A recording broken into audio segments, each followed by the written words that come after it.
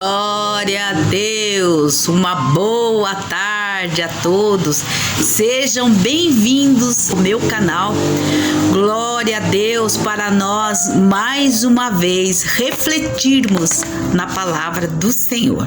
A palavra do Senhor, aleluia, ela nos conta a história de um centurião pelo nome de Cornélio, que era da corte italiana. E esse homem nos diz a palavra que ele era um homem piedoso, temente a Deus, dava muitas esmolas de contínuo ao povo, né? Glória a Deus, ou seja, era uma pessoa boa de coração, né? E certo dia, estando ele orando, aleluia, ali então o anjo do Senhor vem até Cornélio e diz: Cornélio, vai ali até Jope, tem um homem ali pelo nome de Pedro, e diga a ele que vem aqui e ele vai te orientar e vai te dizer o que fazer. E nesse mesmo instante o Senhor dá uma visão a Pedro, que um vaso descia do céu amarrado com lençol pelas quatro pontas, aonde havia ali mais de todo jeito. E o Senhor diz para Pedro: Pedro, mata e come. Pedro disse: não, Senhor, eu não como, nunca comi coisa impura. Répteis, nessas coisas, Deus não come nem carne de porco. Ele diz assim, por 3 vezes o Senhor fala com Pedro. E só na terceira vez Pedro entende do que se trata aquela visão. Por que aquela visão? Primeiro, porque Cornélio ia mandar lá os seus funcionários e Deus precisava falar com Pedro, porque senão Pedro não ia, porque Pedro não pregava para gentil, Pedro pregava somente para os judeus. E ali então os empregados de Cornélio chegam e chamam e procuram por Pedro. E Pedro então ele vai, né, até Cornélio. E chegando ali na casa de Cornélio, Cornélio explica para ele a visão que ele teve. O anjo desceu, falou com Cornélio. Cornélio não era judeu, Cornélio não conhecia o Senhor Jesus. Cornélio era um homem temente a Deus, só isso. Mas Cornélio, apesar de ser temente a Deus e era um coração que agradava ao Senhor, Cornélio ele precisava conhecer o Senhor Jesus. E não só conhecer o Senhor Jesus, mas também receber o poder do Espírito Santo.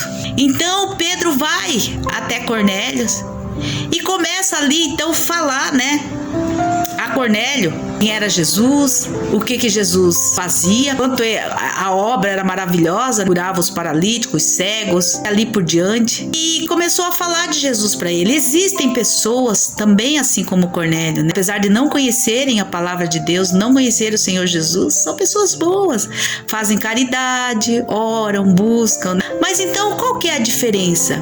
A palavra do Senhor diz para nós em João 3, no versículo 16, diz assim: e Deus amou o mundo de tal maneira que deu seu único filho unigênito para todo aquele que nele crê, não pereça, mas tenha a vida eterna. Então, Cornélio era um homem bom, precisava conhecer o Senhor Jesus, precisava se converter, precisava receber o Espírito Santo. E Pedro vai. E aqui, então, o 10:44 de Atos, estando ainda Pedro pregando Jesus para Cornélio, a sua família, os seus amigos, de repente veio sobre aquela família, veio o poder do Espírito Santo. Por que o poder do Espírito Santo?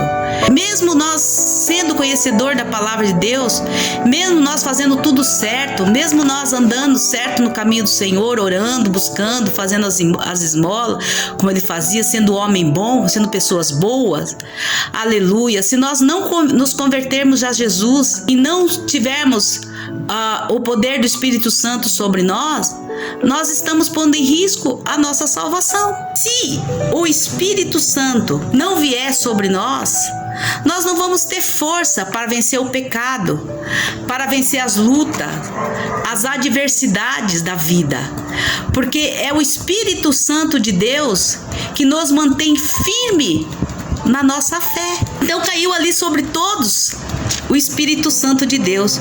O que aconteceu na casa de Cornélio marcou o fim também do preconceito e das tradições religiosas que impediu a evangelização sobre os gentios. A descida do Espírito Santo sobre todos os gentios estavam ali a confirmação de que Deus havia aberto a porta, aleluia, da pregação da sua palavra a todos os povos da terra. Além disso, era a prova de que o plano de redenção do Altíssimo incluía não somente os judeus, mas também toda a humanidade. Oh, glória a Deus! Deus não quer saber se nós somos preto, branco, azul, amarelo, de qual lugar que nós somos, de qual cidade nós somos, se nós somos ricos, pobres. Deus, ele abre a porta da salvação para todos aqueles que crê.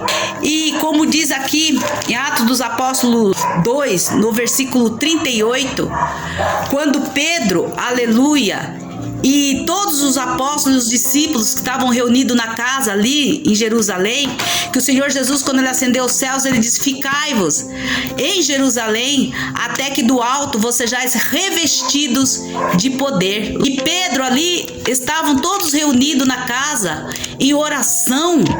E quando sobreveio sobre eles a descida do Espírito Santo, no dia de Pentecostes. Pentecostes é uma festa judaica que dura 50 dias.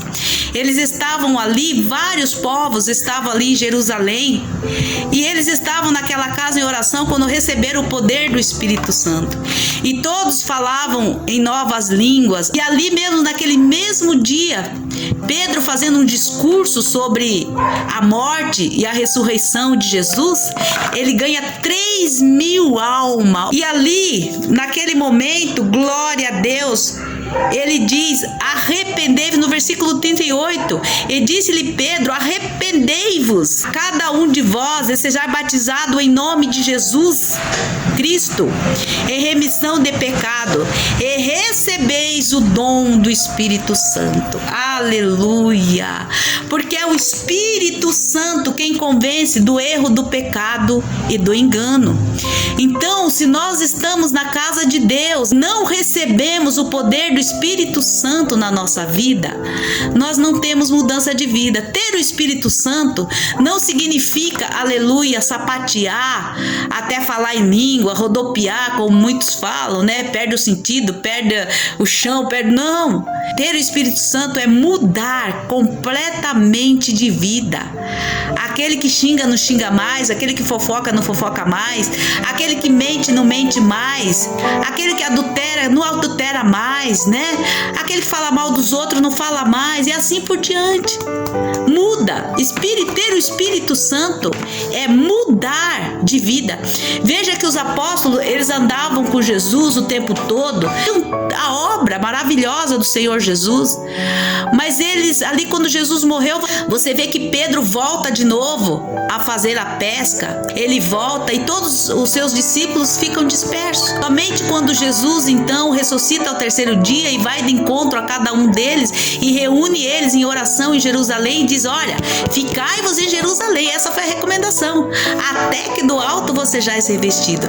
Quando nós recebemos o poder do Espírito Santo de Deus na nossa vida, nós somos testemunha de Jesus na terra. Nós estamos aptos a evangelizar, a pregar, a trazer a palavra de Deus a todos, para que se convertam e também sejam salvos. E Cornélio, aqui nós vemos perfeitamente isso. Cornélio era um homem bom? Sim, com certeza. Fazia tudo que era certo. Aleluia.